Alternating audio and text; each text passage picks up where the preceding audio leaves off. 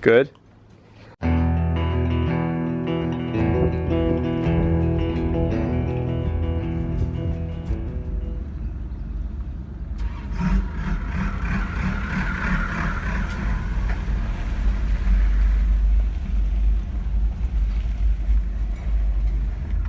Another successful dump run, the Hillman boys. Brother Joe's in town, and he came up to visit with his girlfriend Alicia, and I said, what's more fun than dumping an old couch that was eaten by rats? It's true. Answered nothing.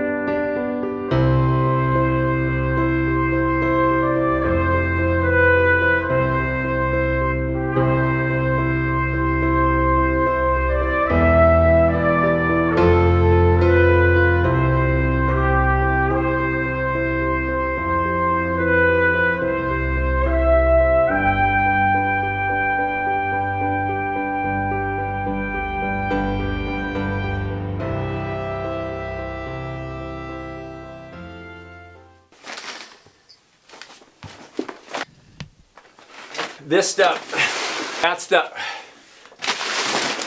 that stuff, all this, and more.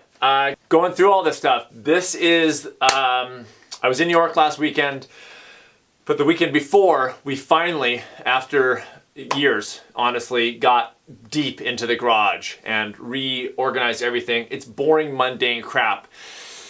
Except to say it's so integral to my message of how to live better in this world that the mundane, I gotta talk about it. I gotta talk about the reality of this kind of crap and how it affects your day to day.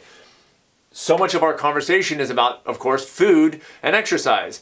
But this is as essential. This kind of decluttering up here and therefore out here makes a difference. It allows you to live better.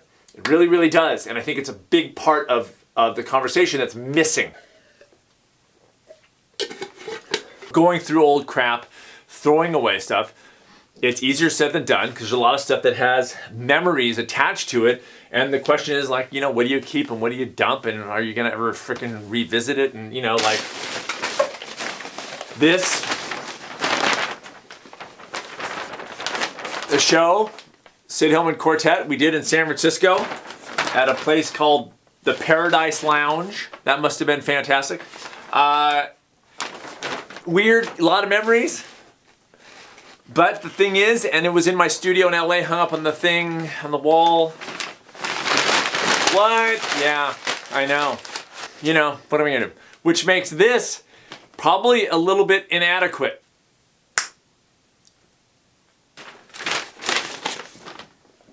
Opening for Neil Halstead. This might have been from a Montreal show, because it's like kind of Frenchy. Anyway. Article on us in Billboard magazine. I'll take one of them. One of them goes bye-bye. No Depression magazine. Remember that one? Probably not. It's old. Here we go. Open for the Lazy Cowgirls. Right there. Kind of cool. Oh, I'll keep that one. This could just be me, but I never subscribed to this whole rock and roll when I was doing music. To this rock and roll, like, man, chaos. And I felt like I could always be and was always more productive and creative when I had a little bit of order in my studio. And I definitely let this get away from me down here. I'm setting this up, I've mentioned it before, toying with the idea of doing another podcast, and I need order. And it's finally, Lisa and I really have been diving into the entire garage down here because she's got a studio down here too. And the amount of time and effort, not time, the amount of energy expended when I walk down in here and feel the stress of how much crap there is and all my race stuff from the race I direct, it weighs on you. And it actually keeps me from working. It's like I don't need that. And if it's a fixable thing, I'm gonna fix it. There's plenty in the world that we can't fix. I think we can all agree on that on an individual level. This stuff I can fix. And so I need to, for me, need to fix it. And that's what's happening right now. And going through this kind of clutter, I worked all day yesterday on just a bunch of I got like 5 boxes condensed into one of like old letters and pictures and just tossed some stuff that at the moment was a little hard to toss. And now I don't remember half the stuff I tossed yesterday. Like, it's gone, and I feel better for it. And it's just, anyway, so this is gonna, I'll show you guys. This is gonna be, I mean, it looks like it's like a hurricane right now, but check this out. Like all that stuff, let me change the light around. I mean, it's insane. But this is all space that music, podcast, and my sauna and all that kind of crap. And I'm really excited about it. I got rid of an old couch. Like, it's cool. So it's gonna be, I hope it's going to be a cool studio. I've wanted to have this all in one place for a really long time, and so we'll see how that goes. Okay, I'm going to show you one more thing before I sort of set this down. This is from the New York Post. Hold on. This is from the New York Post in 2002. I'll show you this in a second. This was my album was reviewed in the New York Post along with Sheryl Crow, and look what she's wearing. And I still think that if I were wearing chaps, I would have gotten the photo in this piece. But Sheryl, I gotta hand it to you. You chapped it up and you got the attention you deserved. 3.5 stars out of 4. But Sheryl Crow got 2.5. I got 1 more star than Sheryl Crow. Nailed it. I believe I was more successful in the music business than Sheryl Crow. By far. From all that,